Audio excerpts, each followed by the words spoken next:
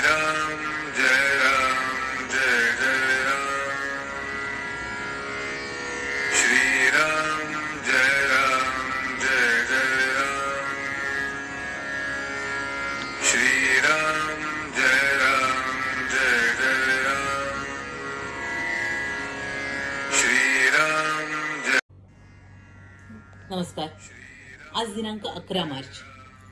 श्रीराम जय राम जय जय राम. अहमपणा टाकल्यास प्रपंचातील लाभहानी झेलता येईल.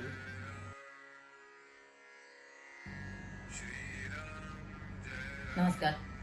आज दिनांक 11 मार्च. श्रीराम जय राम जय जय राम. अहमपणा टाकल्यास प्रपंचातील लाभहानी झेलता येईल. प्रपंच हा परमेश्वर प्राप्तीच्या आड कधीही येऊ शकत नाही. आपण पाहतोच की प्रपंचात आपला कितीतरी लोकांशी निरनिराळ्या स्वरूपात संबंध येतो.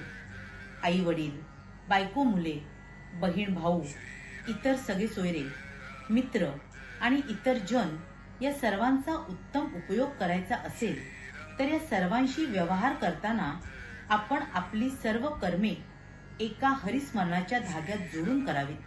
म्हणजे सर्वांशी संबंध सलोख्याचे राहून प्रपंच फारच सुखकर होईल. निदान तो तापदायक तरी खचित होणार नाही. या सर्वांशी संबंध बिघडायला आपला अभिमान, अहमपणा विशेष करून कारणीभूत होत असतो. हा अभिमान श्रीमंतालाच असतो असे नव्हे तर गरिबालाही तो सोडत नाही. आपण पुराणात वाचले आहेच की हिरण्यकश्यपूला जेव्हा भगवंतांनी मांडीवर घेऊन पोट फाडायला सुरुवात केली तेव्हा त्याचा हात अभिमानाने तलवारीकडे गेला. प्रत्यक्ष भगवंत समोर असूनही त्याने काही हात जोडले नाहीत. केवढा हा अभिमानाचा जोर. गरीब लोक सुद्धा या अभिमानाच्या आहारी किती गेलेले असतात. एकदा एक भिकारी एकाच्या दाराशी येऊन भिक्षा मागू लागला. तेव्हा तो गृहस्थ त्या भिकाऱ्याला म्हणाला, अरे तुला काही काळवेळ समजते की नाही? त्यावर तो भिकारी म्हणाला, जा जा, मला काही तुमचे एकट्याचेच घर नाही, गावात अशी 100 घरे आहेत. पहा, अभिमानाचे तण किती खोल गेलेले असते ते. अभिमान हा शेतात उगवणाऱ्या हरळीसारखा आहे. ही हरळी समूळ नाहीशी केल्याशिवाय चांगले पीक हाती लागत नाही. त्याप्रमाणे अभिमान संपूर्णपणे नाहीसा झाल्याशिवाय परमेश्वरी कृपेचे पीक येणे शक्य नाही. फणस चिरताना एक काळजी घ्यावी लागते. हाताला तेल लावून तो कापावा लागतो आणि त्यातले गरे काढावे लागतात. म्हणजे हाताला चिकाचा त्रास न होता गरे चटकन निघतात.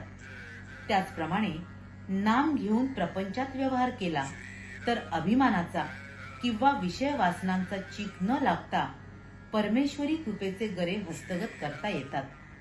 हा अहमपणा, हा देहाभिमान टाकला तर प्रपंचातली लाभहानी हसत खेळत झेलता येते.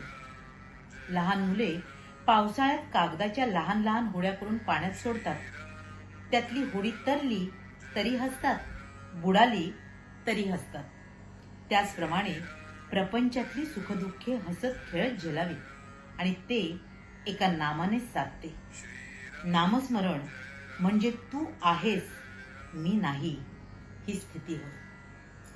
श्रीराम जय राम जय जय राम. महाराज म्हणतात, खरं तर प्रपंच करताना इतर कुठलीही गोष्ट परमार्थाच्या आड येऊ शकत नाही. पण सगळ्यात मोठी जी अडचण असते आणि सगळ्यात मोठा जो धोका असतो आपल्या परमार्थासाठी तो म्हणजे आपल्यातला अहमपणा आणि अभिमान. हा इतका खोल रुजलेला असतो आपल्यात की तो आपल्याला आपल्या परमेश्वरापासून खरं तर दूर नेत असतो. आणि मुळात हा अभिमान आणि अहमपणा जोपर्यंत समूळ नष्ट होत नाही तोपर्यंत आपल्याला परमेश्वर काही साधता येणं शक्य नाही. म्हणूनच आपण आपला प्रपंच कर्तव्य बुद्धीने करावा, पण तो आपला अहमपणा बाजूला ठेवून आपल्या परमेश्वराशी अनुसंधान साधून. आणि यासाठी अर्थातच जे विशेष प्रभावी अस्त्र आणि शस्त्र आहे ते म्हणजे त्याचं नाम. आपल्या गुरुने दिलेलं नाम आपण चिकाटीने, श्रद्धेने आणि सातत्याने घेऊनच हा अभिमान आणि अहमपणा आपल्यातून समूळपणे नाहीसा करू शकतो. आणि मग आपल्याला आपल्या परमेश्वराची प्राप्ती होऊ शकते. या आयुष्यात आपल्याला खरा आनंद आणि समाधान लाभू शकतो. म्हणूनच आपण हे नाम सातत्याने घेऊया आणि त्या परमेश्वराच्या अधिकाधिक जवळ जाऊया. हीच त्या गुरुचरणी प्रार्थना. तुम्हा साऱ्यांसाठीच खूप सारे गुरु ब्लेसिंग्स. श्री स्वामी समर्थ. जय गुरुदेव.